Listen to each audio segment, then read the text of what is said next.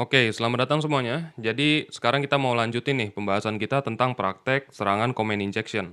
Dari yang sebelumnya kita sudah praktek ke web yang nggak ada mekanisme keamanannya sama sekali. Sekarang kita akan coba praktek lagi, tapi sekarang udah ada mekanisme keamanan berupa filtering gitu ya. Kita langsung aja praktek.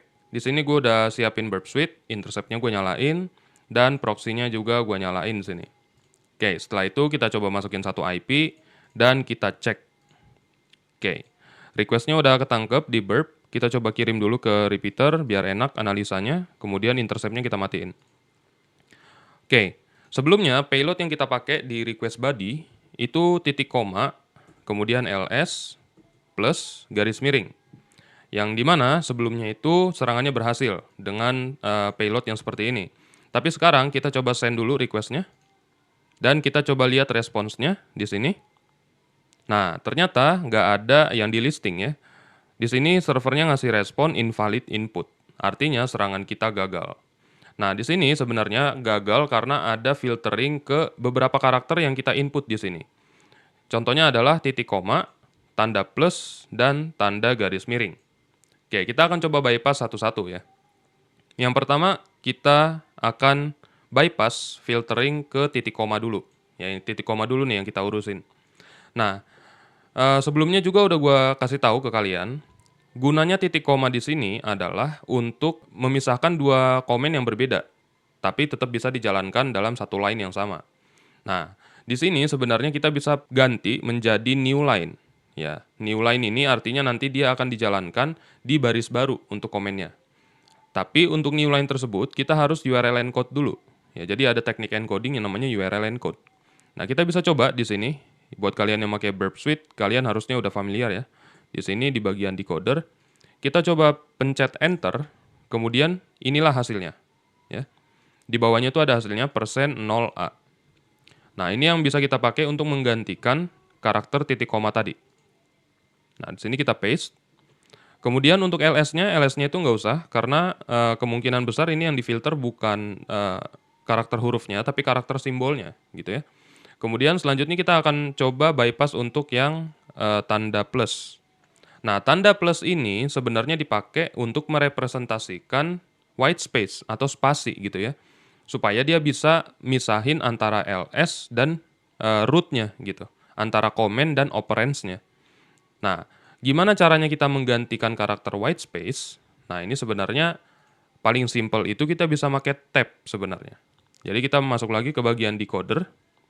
Ya, di sini gue masukin tab gitu. Nah, maka hasil URL encode-nya adalah %09. Oke, kita coba ganti tanda plus jadi %09.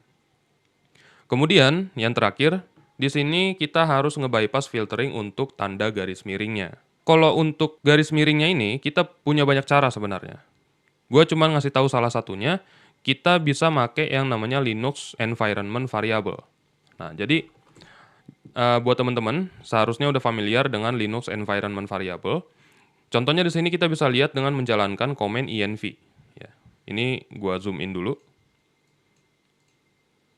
Zoom in kayak gini. Nah, env, enter. Nah, ini ada banyak variabel di sini. Ada banyak variabel beserta nilai-nilainya. Salah satunya di sini ada shell, ya ada variabel shell yang nilainya adalah /bin/bash. Nah, kalian notice di sini kan ada tanda garis miring ya. Nah, kita bisa ambil nih nilainya.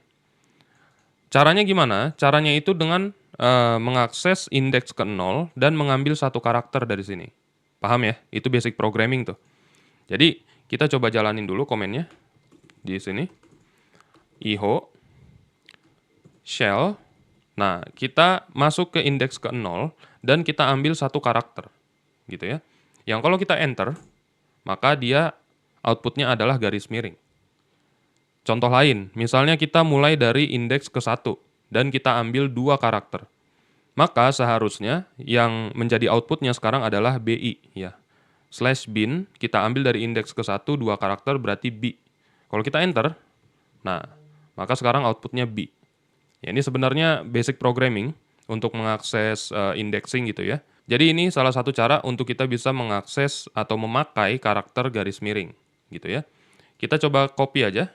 Copy dan kita paste di sini.